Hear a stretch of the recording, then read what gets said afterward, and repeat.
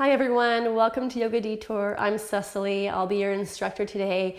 We're going to be looking at our toes. You know how you can do this with your fingers?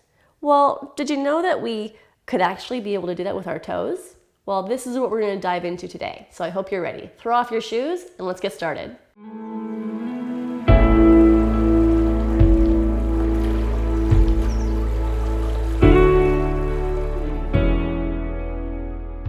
All right, so I'm going to sit in a way that's comfortable for me to access one of my feet. You should do the same. Maybe you're in a chair, maybe you're on the floor like I am.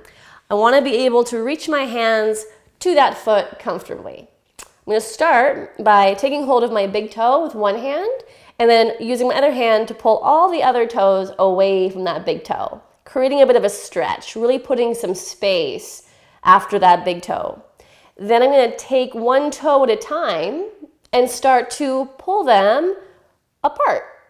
Just going one by one until I arrive back at my little toe, the little baby. And then once I'm there at the baby toe, I just start to pull the toes back in the opposite direction. So each one gets a good amount of stretch on either side, but I'm not pulling so hard to create any kind of pain. It's just an awareness. I just feel like I'm giving it some space. Once I get back to the big toe, I'm going to push that toe down forward. At the same time, other toes are being drawn back. And like before, one toe at a time gets taken forward. Sometimes this angle can be a little trickier than the one we already did. So if it feels more sensitive, just be a little more gentle with your foot. Once I'm back at the baby toe, I switch them all over to now push the baby toe forward while all the other toes pull back. And again, I go toe by toe, giving each one a little bit of TLC. Eventually, I get back to my big toe again. And once I'm there, I want to find a way where I can support this foot on the other leg. So maybe I'll straighten that one out, and then I can rest the ankle comfortably just above the knee. Take the opposite hand now, and baby finger is going to wedge right inside the baby toe. And then I go one by one through the toes, until it's almost like my hand is giving my foot a really awesome hug. And now I use my hand to move the ankle in a circle. So the foot itself is fairly passive. My hand here is doing all of the work. I do a few circles in one direction, then I'll do a few circles in the other direction. You might feel some creakiness in that ankle, totally normal. Sometimes our ankles never get exposed to this kind of movement, so they're a little bit stiff. Let's get the fingers out, take that leg out, and just compare now one foot to the other. How do they feel? The foot that I haven't worked on feels like it's kind of encased in a concrete block, so we better fix that. Getting yourself comfy again, reaching for that big toe and pulling it apart from the other toes. And just going one by one, pulling them apart. If it feels like you need to take more time than I'm giving you to do this, you hit that pause button. I will still be here. Take the time you need to give your feet the attention they deserve. Once I get back to the baby toe, again, I go back toward the big toe, one by one. Once the big toe is on its own again, it goes forward, other toes pull back. And I keep it going, one toe at a time.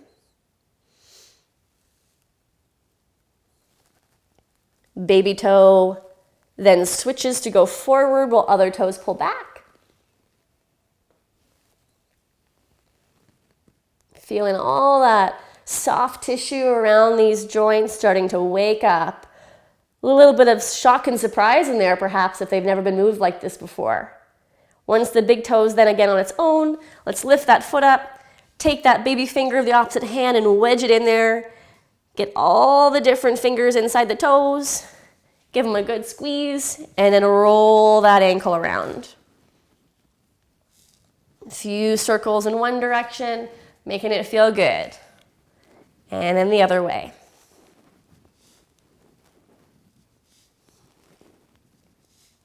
Sweet, and then we'll take the hand out. How do they feel now? Let's do some pointing and flexing, moving through some circles. Mine feel way better. I hope yours do too. All right, so now we're going to stand up. And remember what I said about moving our fingers like this? Well, we're going to look at the toes and see, is it possible to lift your big toes and only your big toes off of the mat? If your big toe is kind of just a little quiver, they were thinking about moving but they didn't lift off the mat, then it might serve you to just bend down there and have a little talk with your big toe. Use your fingers and show it that this is a possible movement, because the brain right now doesn't even know. So we need to show it that this is a range where we want our toe to work. Once I have the toe lifted, I'm going to consciously push the toe into my fingers and resist the fingers into the toe. And this is like talking to the toe through force, not through angry force, just through a language it understands, where it gives the opportunity for it to work at doing something. This is how we initiate change.